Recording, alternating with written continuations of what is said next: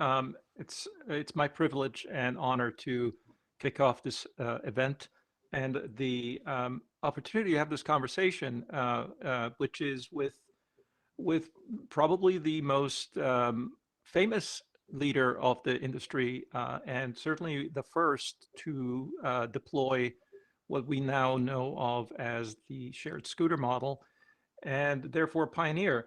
But what people may not know is that Travis and I actually started off our careers in more or less the same industry.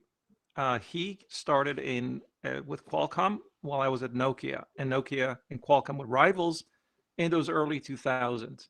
Nonetheless, they were also cooperating, and certainly the technology has evolved well beyond those early years.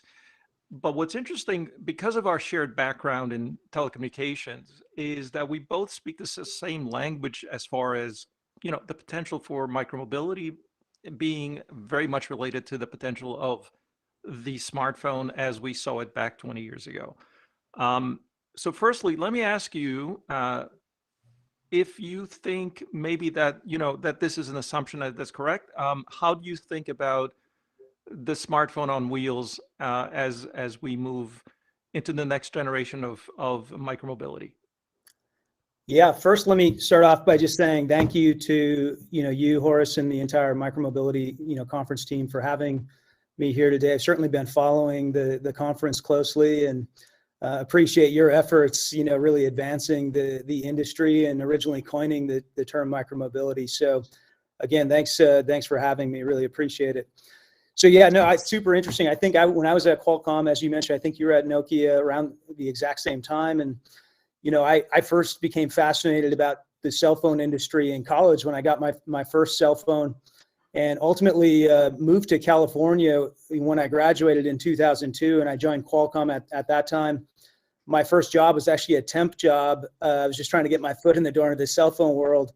I worked on the Brew App Store where we made mobile apps for cell phones. Back then it was mainly ringtones, wallpaper, and kind of some simple gaming apps. But that was 5 years before the iPhone was first launched. And so, it really was very early on in the industry, but it had a sense for cell phones were just kind of going to hit an inflection point. And I think, the reason that I always was fascinated with the cell phone industry, and I think you were as well, Horace, is it was a smaller form factor. It was more affordable.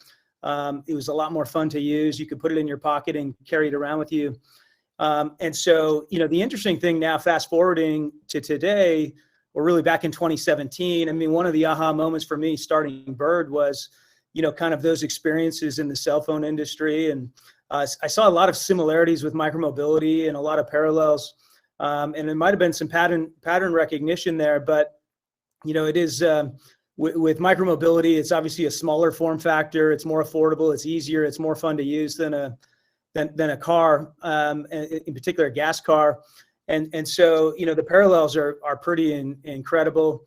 The micromobility industry seems to be following a similar path as kind of the cell phone industry. And back in I guess in the years leading up to the iPhone, I would say when the electric scooter, which we first launched in 2017, probably wasn't even the iPhone moment for the industry. I mean, it seems like we're still waiting for that iPhone moment. I usually say the electric scooter is maybe like the Motorola Razr of the industry, which is people really like the Razr a lot, but then the iPhone came along and it really did accelerate things even further. And it's super excited to see what this industry is going to create over the next decade. Absolutely, and I feel the same way. I think the iPhone moment is yet to come, and it's going to be very much a software-enabled product and service. Just one thing I noted today, actually, I posted this data that someone, I think it was App Annie, an analyst house that is looking at mobile apps. As you mentioned, you started with mobile